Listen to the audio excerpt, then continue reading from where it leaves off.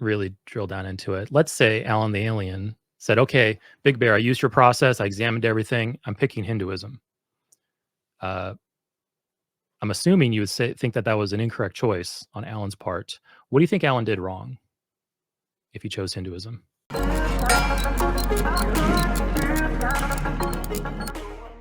Without further ado, we can get started with our first caller. So let's see. Let's bring up this person.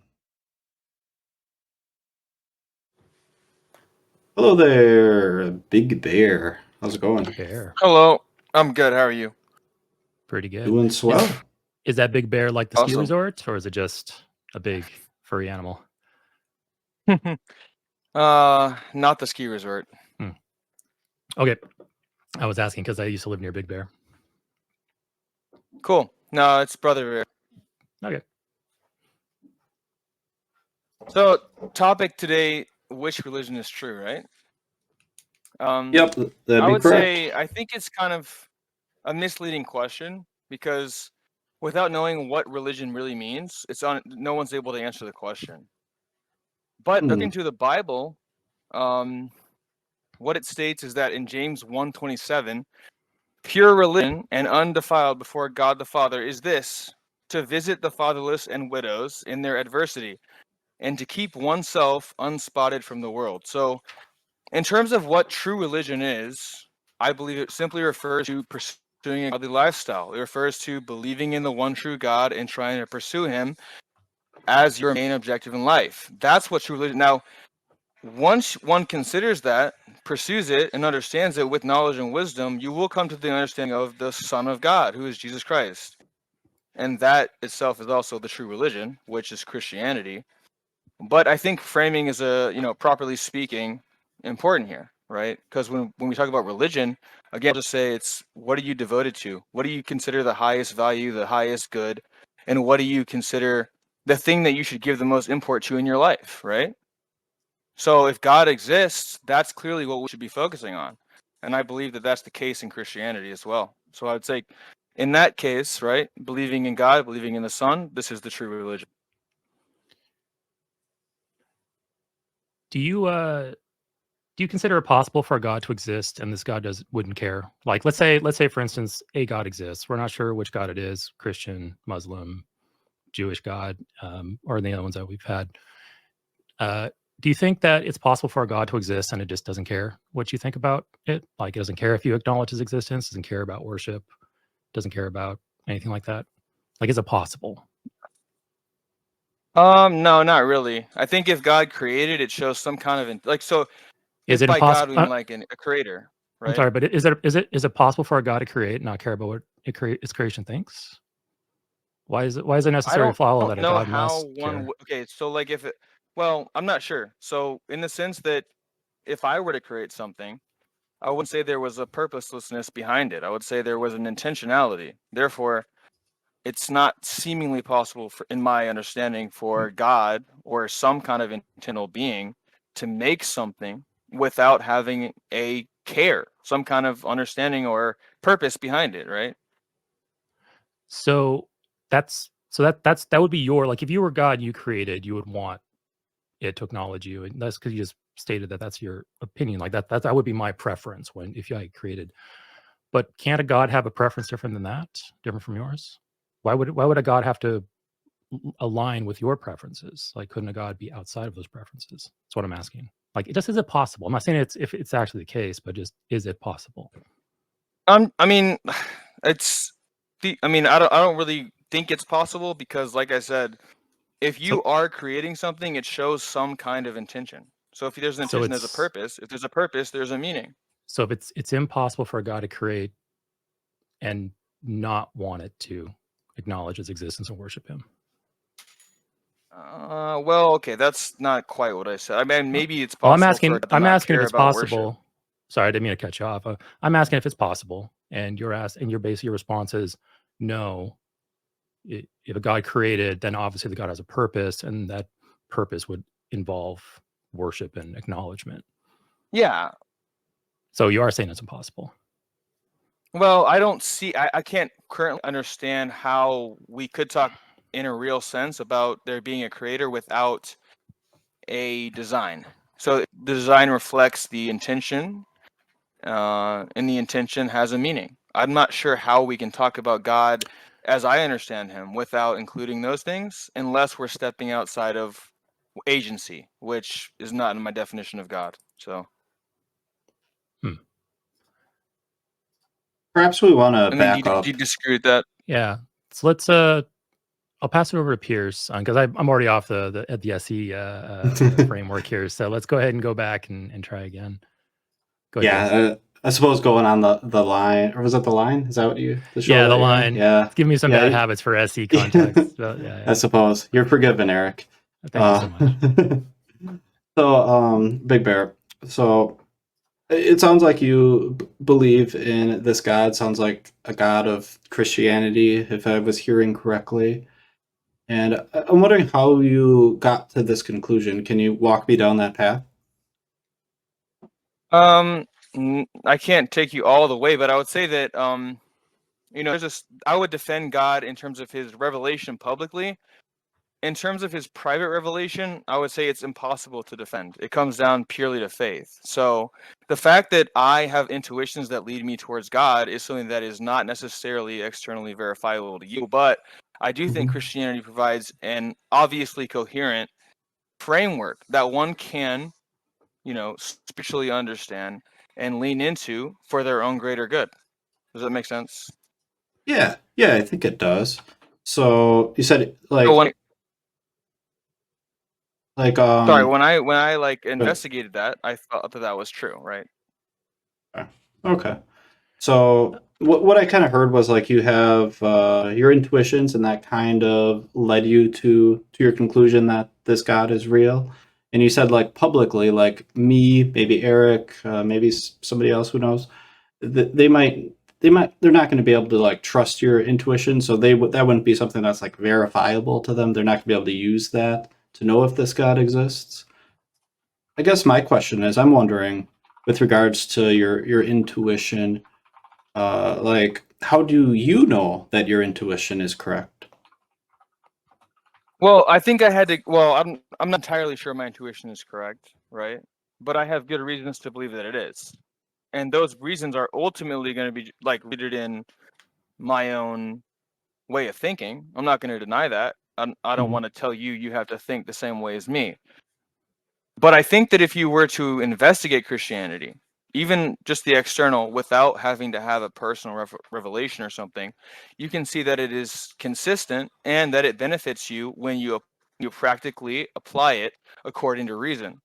On that basis, I would say it's externally verifiable, even if you yourself cannot know, just like whether or not everything in the Bible is absolutely true or something like this, right?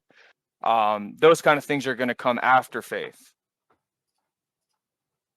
But you see, my point is you can test it in terms of what we can know about it, even though the actual faith may be something more related to that which is unknown. Okay. Okay, we can test it. Okay, that's interesting. What does this test look like? The test would be if you have the promises of God, which are outlined in the scriptures. God says he'll do certain things for you depending on how you respond to him. So if God says, hey, if you seek me with all your heart, I will also incline myself towards you and I'll make myself known. Or when he says, when Jesus says, whatsoever you ask the Father in my name, I shall surely grant it.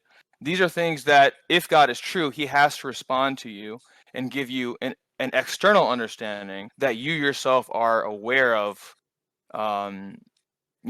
by application. Right. That's what I mean. So you can test the public or you can test the revelation of God by looking at the promises of God and trying to apply them to yourself and seek him diligently.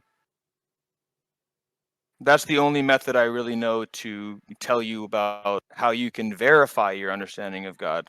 But again, like the private understanding of God is not the public understanding of God. Can you explain what happens when this verification, as you describe, occurs?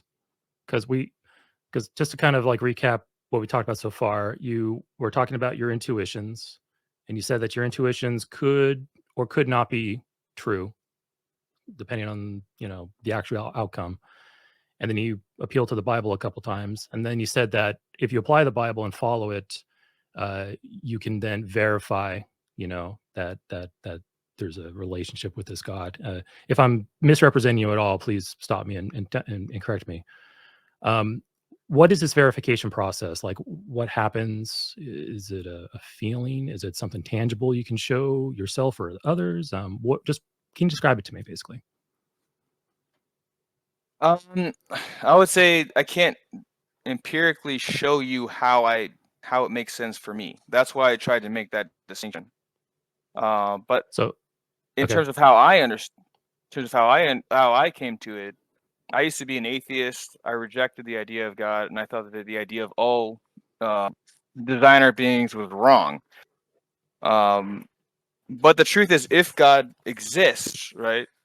If he actually revealed himself, and if he is as powerful as he says he is, then I thought, hey, all I need to do is incline myself to that understanding. And when I did so, by praying, by seeking counsel from people who actually have understanding or practicing their religion, yeah, the more that I drew near to God, when I was fasting, when I was praying, when I started reading the Bible, when I started analyzing my own thoughts and trying to think, hey, maybe I'm wrong about some of these presuppositions I have about God, that's when, in that surrender, I was able to find some kind of solace in my faith and actually see changes even in other people who were so far gone. So, for example, giving you a bit of a testimony, one big reason I came to Christ was because someone who looked up to me really closely, my cousin, he was utter. He was very depressed. He was involved in a lot of bad things, domestic abuse, drug abuse, etc. I knew him, right? And I knew what was in his ability. And I don't think that the change that I saw in him or in other people is something that they would have been able to produce on their own, right?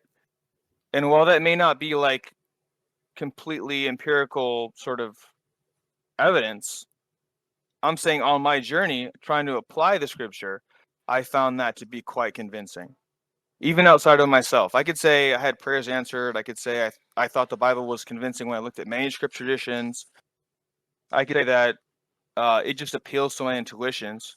But really, outside of myself, I saw changes in other people and things external to myself that ultimately convinced me that it's not just a product of my imagination. It's the fact that God is responsive to the things that he says he's going to do because he is God. Does that make sense? I hear you. I hear you. And I just want to take a moment to say this. It sounds like this belief is very important to you. It sounds like it has changed your life, and it sounds like it's changed your cousin's life.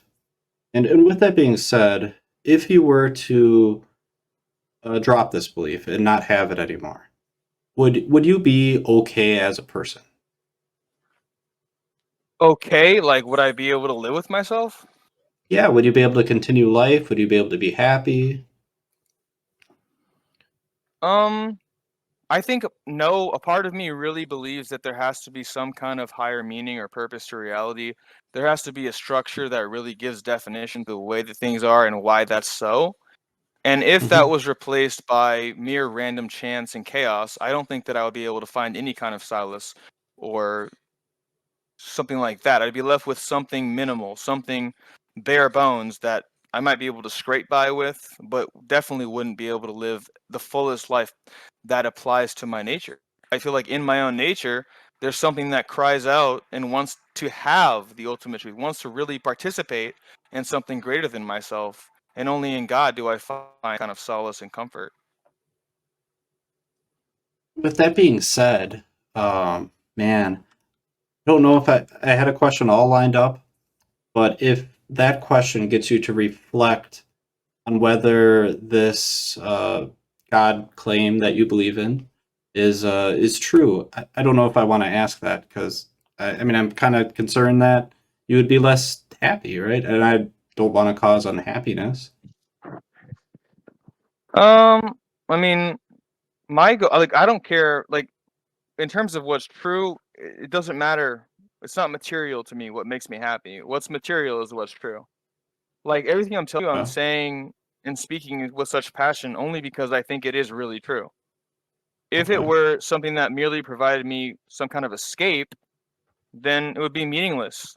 If you could show me that this thing that I'm trying to understand is just cope, then I would abandon the whole project. I wouldn't have any desire for it. And that's what I'm saying. Like what's true is ultimately what matters. And I So it believe that God is true. sounds like you value truth more than any comfort the belief could potentially provide. Right? Okay. So, Okay. kind of a tangent question there. So you said that your happiness, your general contentment in life would decrease if you realize that, say, God didn't exist or perhaps Christianity is false. Lots of other people have gone through that process. Like I myself, I used to be a Christian. I realized that my Christianity was false in my late 20s. And since then, my happiness in life has actually increased.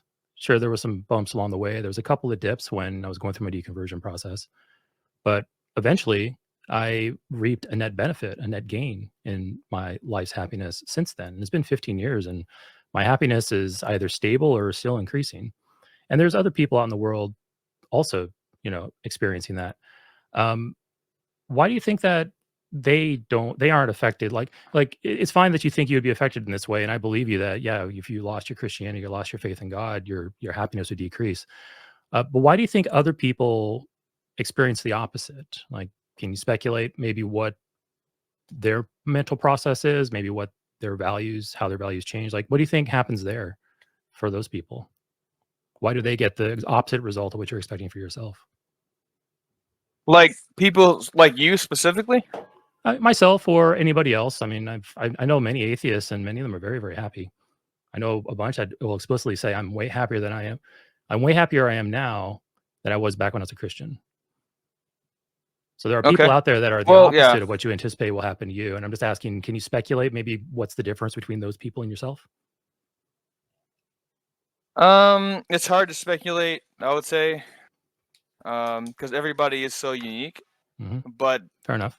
um, I don't know. I think that it's possible to get higher levels of happiness just by working on yourself. Like I don't deny that one can engage in this world, one can work on themselves, one can set goals, one can, you know, try to comprehend certain things, science, other things, wisdom in general, and they can improve their own happiness. But at the end of the day, I don't see the question of does this make you happy? Hmm. To me, truth, like for instance, vaccines doesn't really matter if getting a shot makes you happy. It doesn't. Someone could, really hate needles. Getting a vaccine is still be good for that person, right? So what I'm saying is my happiness is immaterial to the truth. It just so happens that the truth itself makes me happy. And if for you, like you're able to find improvement, you're able to grow as a human being, I don't see that as a contradiction. I just see that as every person being unique to themselves. Okay. May I ask a question regarding your cousin? Sure.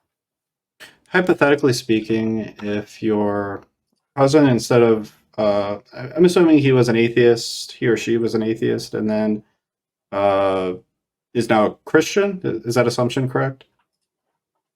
Yeah. Well, no, they were like someone who believed in God, but then became like more Christian. They Okay, were not living for God, were not um, submitting to God's will, gotcha. Okay, and then they were. understood. If your cousin believed in God but no specific religion, and then they picked up a religious book, and it happened to be the book that many Hindus use to come to their conclusion that their gods exist, and then he or she was completely engrossed in Hinduism, and you saw this change. They went from depressed to totally satisfied with life. would this be an indication that Hinduism is true?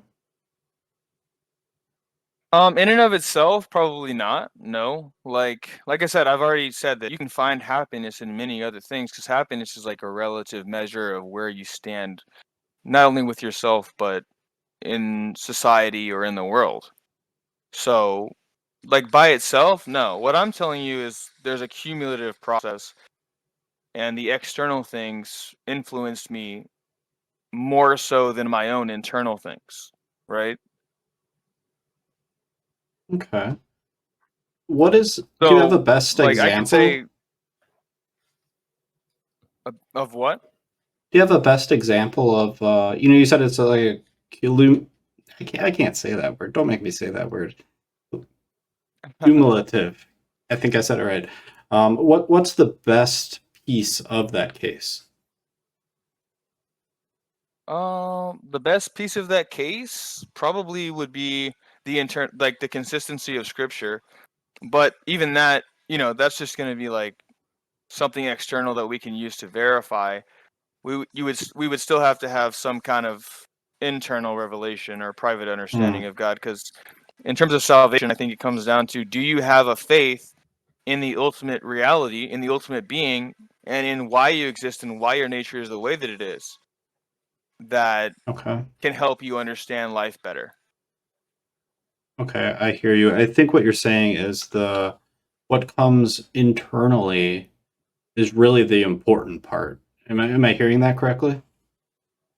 I think it's the primary part, yeah. But in terms of Okay. like for you in this conversation, yeah, I would say what I can show you, what I can talk about, what I can like actually sit here and diagnose and question would be scripture. Is it consistent? Is there like any kind of contradictions in it and so on?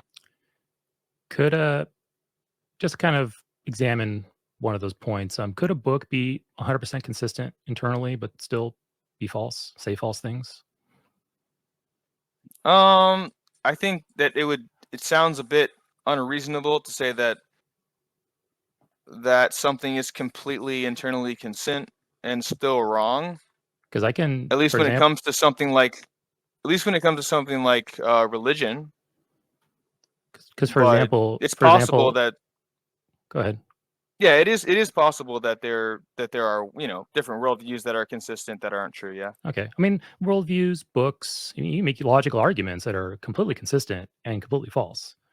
So, I guess like when you appeal to, the consistency of the Bible, and I could roll with that and say, yeah, there's no contradictions in the Bible. There's no, internal errors in the Bible. It never disagrees with itself. But how would it follow that if you have a book that's 100% internally consistent, that what that book actually says is true? Like, how do you make that follow? Well, it's like I said, it comes down to faith. So I can't explain to you all the reasons why I have faith, but I can say that God did reveal Himself to me, which is an internal claim, and then I can say, based on my understanding of that, it seems evident, based on the externally revealed or publicly revealed things, that that's the case. Um, I mean, again, I'll just concede that, yeah, you could have something consistent and not be true, but in this case, I don't think that that would be the scenario. Okay, uh, so we've gone from looking at my notes here, we've gone from intuitions to a couple of scriptures what the Bible said, and then we had some an anecdote about your cousin, and then we talked about, okay, does emotional need have any bearing on determining the truth of it? You said no to that, and then we went to consistency of a holy book, your Bible, and then but we've established that consistency there also doesn't lend any weight to the truth value of the claims within. And now we've kind of gotten to faith. So, do you mind if we talk about faith a little bit? Like, kind of drill into that and kind of examine that? Is that No, with you? Okay. yeah. So can you describe to me what faith is to you? Like, what is your definition of faith? What is it? What does it mean to you? How does it work, basically? Like, what's the kind of mechanical process behind it? I'm an engineer, so I'm always like trying to figure out, like, okay, how does something work? Piece by piece. Just can you give me your best description of what faith is? Um, I'm not sure. I don't have. I probably should have like a comprehensive definition, but like faith No problem. seems to be a means of understanding or applying that which is beyond perception to oneself. So even if I can't pull God down here in this VC and say, "Hey, look, here's God," he joins the call, da-ding, and he goes, "Hey, I'm God." Like, oh wow, that's definitely God. I can't do that. Um, but that's what I'm saying. The way that the way that our nature works, the way that we understand reality, the way that we apply moralities and principles to our lives, I think it has to align to some higher virtue. And if it's true, it should be congruent with the way that you understand the world. It should be something that gives you a higher explanatory power, puts you in a position to understand your own identity better, and then allows you to walk and carry that out in a way that improves your well-being. So those are the hallmarks of faith, I would say. But faith, in and of itself, seems to be that which indicates something beyond perception. That which indicates something which is beyond perception. Something like that. Beyond perception, I'm a little hung up on that there because you perceive it in some sense, right? Maybe not with your eyes or with your nose or with your tongue, but you're perceiving something, right? You're detecting something. Your brain is, in a way, receiving some type of like stimulus through your faith, right? So you are perceiving it, Yeah. is the way I would look at it. But it's Yeah. just not with maybe your like your 5 tactile senses or anything like that. Yeah. Okay. I wouldn't divorce it from the reality of my being, but I would say it's transcendent. I'm just going to go ahead and replace that with tactile senses in the definition that I have for you, just so I don't get too hung up on that. So when it comes down to faith, on a scale of 1 to 100, just like give it a percentage value, how reliable do you think faith is when coming to truth values?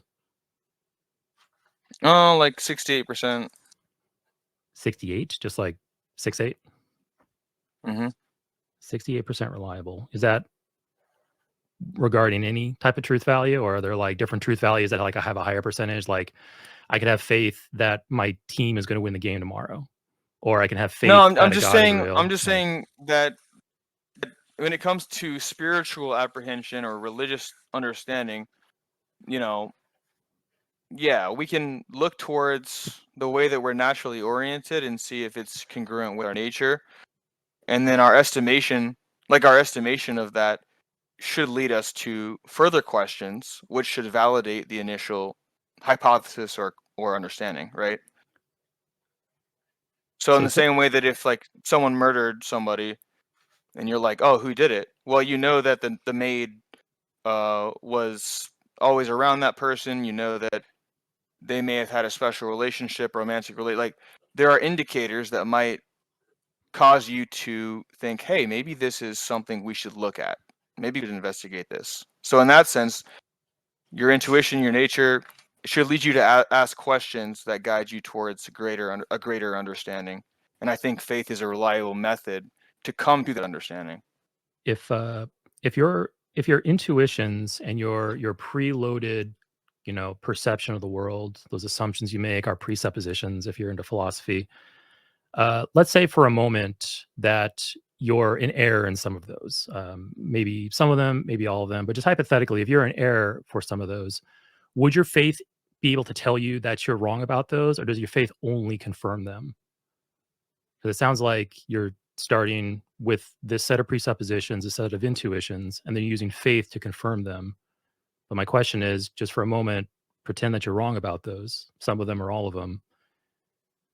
Can your faith still confirm those in error? Or can your faith help you detect, oh, I got problems here. I need to go back and look more square one. Can your faith do that? No, I think faith isn't. I think faith is more like if you're onto something, like it'll lead you to a set of initial presuppositions or something like that that will then guide you logically to create a coherent understanding, right? So that's the role of So faith. so your faith will make you go back to your presuppositions and re-examine them, or direct you more to more correct ones, is what you're saying? It'll show you what your presuppositions are and allow you to nudge yourself more towards the truth in those, and then your So you understanding, your actual logical like worldview would have to be justified in and of itself. It'd have to be consistent. okay. So I'm sorry, I'm starting to see a circle form in my head here, and I want to see if that's actually the case or not. Because before you were saying, okay, your presuppositions and your intuitions, faith reinforces those. So I mean, because I mean, in philosophy or any type of worldview, presuppositions usually come first. But now you're saying that the faith can actually go back and actually have you evaluate those presuppositions, and then that feeds back into your faith. And so now you got this kind of feedback loop where it just like, is that a proper representation? Because I'm hearing both ends here. I'm hearing that the intuitions informs the faith, and the faith informs the intuitions, and I'm seeing that as a Yeah. circle. Okay. Yeah, sure. I don't have a problem with saying that it's that uh faith like re-examines itself. I'm just saying that faith is more about the congruity of your beliefs than it is the actual substance of them. So like I could think that the Trinity is true. I could think that God, Jesus has two natures, one nature. Um, the actual like veracity of that is related to the faith, but like in the way of what is intrinsically consistent, not just the actual dogmas or the actual beliefs themselves. So with a book, like I I'm guess. just trying to avoid I'm just trying to avoid like saying that faith is the actual belief, like as if saying faith is like the filioque or is some doctrine. No, faith is like that which guides you towards those things and keeps it consistent and helps you have confidence in your general understanding that guides you to those doctrines or principles, right? Okay. I Can guess my last question. someone I got go one ahead? more Go question, Pierce, if you don't mind. I got one more question to kind of wrap up this little tangent we're on. Earlier we acknowledged that, hey, you can have books and other internal systems, books, logical arguments that are internally consistent, yet they don't bear out truth. Can the same thing apply to your presuppositions and your worldview and your faith? That whole thing, like, could you perhaps be going through this feedback process? And I'll accept what you say, that as you go, it becomes more congruent, more consistent. Could that itself also lead to an internally coherent worldview and system of belief, and it still be false, just like the book or the logical argument? It could. I mean, the entire universe could be entirely random. Nothing could have any order intrinsically, nothing could have any purpose. All logic and reasoning could bottom out in nothing. That if you wanted to look at the world that way, you can. I decided not to look at the world that way because I don't think that seems congruent. Well, I'm not really And getting that to. is a position I have on faith. I'm not really getting to that a true worldview wouldn't be congruent. I think a true worldview would be congruent, but we can have, let's say there's one true worldview out there.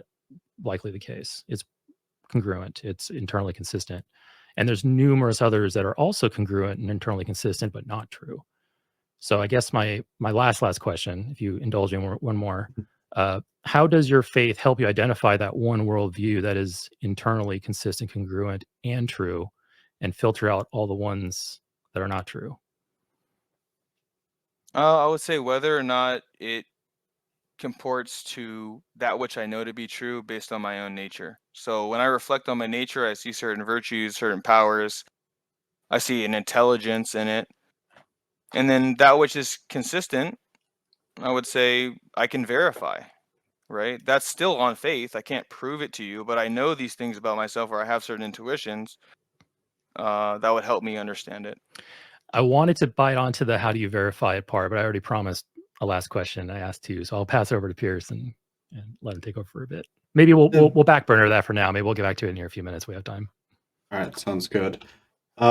Big Bear, I'm wondering this. So I was listening to you talk to Eric, and you talked about faith and your intuitions, and I'm wondering if someone who let's say, for example, they're a Hindu or a Muslim, whichever, it doesn't really matter. If they were listening and they were saying, well, Pierce, I actually use the same thing. I use faith and my intuitions, and that has led me to my conclusion, and I know my conclusion is correct. Does that mean that their conclusion that they're God or gods is correct because they've used kind of a similar method to you? It's a difficult question. I think as far as the individual is concerned, yeah, if you apply yourself, if you try to understand your nature, and then you look towards a specific religion or way of thinking or worldview to try and verify that, and then if it returns useful results that you understand and believe, yeah, that would be decent as that what you believe is true. On the other hand, as I stated, faith is not dogma. So if someone has sort of a faith, but then their dogma inhibits them from coming to the fullness of the truth, then that's equally possible. Like someone could be raised in a different religion based on their location, their culture, certain prevailing attitudes or norms. And even though they have faith, their dogma will kind of prevent them from that. Like in some places, you'll be killed, for instance, if you don't believe a certain way. Then, Mm-hmm. yeah, like that might hinder you. That might obstruct your view of the absolute truth.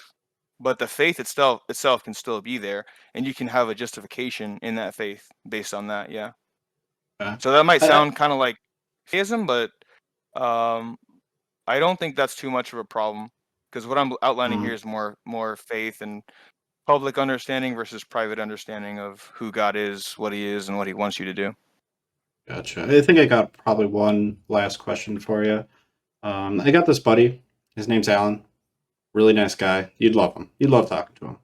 He's actually not from around here. He's an alien, and he just got here just like 5 minutes ago. He doesn't know anything about humanity.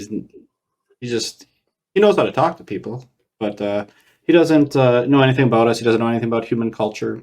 None of that human beliefs. He's a clean slate, and he hears us talking, and he heard me talking about faith and intuitions, and about the Hindu guys, and about you, and he wants to know, well, did the Hindus get it right, or did Big Bear get it right? How could he figure out who is correct? Well, like I said, like it's possible, I would say, to look and see what's the most internally consistent world, and then try to apply it to your life and see if it does comport with your nature, and if it's absolutely true. If it if it if the religion in question, like Christianity, you know, if you can say, hey, this is what God said He'll do, all I have to do is try to pursue that, and then if it's yeah, and then if it's like consistent and if it comports with your nature, you have good reasons to believe it. If not, that being, that extraterrestrial, would probably deny it. I'm not gonna say like I'm not gonna invalidate that creature. Like if it said, well, I just don't think that applies to me. I don't feel it. I don't understand it. It's not something that I believe in. I don't have too much beyond that to tell it. Right. Mm-hmm. If I can supplement that, so let's say hypothetically we have two internally consistent congruent religions. So let's say we have Christianity and we have Hinduism, and then what was it? Alan the alien, Pierce? What was Alan the that? alien. Alan the alien. Alan the alien lands. He's a blank slate. He looks at both of these religions and he sees that they're both internally consistent. They both rely on faith. Is there anything extra, that extra oomph you can give Alan Big Bear to sway him to Christianity's side? To Christianity side. So Yeah. said he doesn't agree. If he doesn't agree, He examined both and he says, I see both of these are internally consistent. I see both followers exercise faith. They both describe this process so that you did, basically using your criteria. And he says, I don't see a difference between the two. I see difference in beliefs and objective claims, but I don't see a method by which I should pick one or the other. Can you give him something extra that says Christianity's got this that Hinduism doesn't? Is there anything you can sweeten the pot with, basically? not really. So if you're okay with like understanding the consistency and the faith in that, then at that point it just turns to what is the historical veracity of this? Can we get down to brass tacks and say, here's evidence for the resurrection, here's evidence for, you know, the actual occurrences of prophecies taking place and so on, and then whatever the truth actually bears out in that case would be the one that you should pick. The initial faith itself can be, that's not a problem for me. Okay. One more question, just to kind of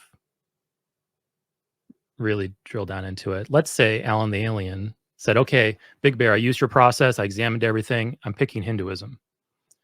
I'm assuming you would think that was an incorrect choice on Alan's part.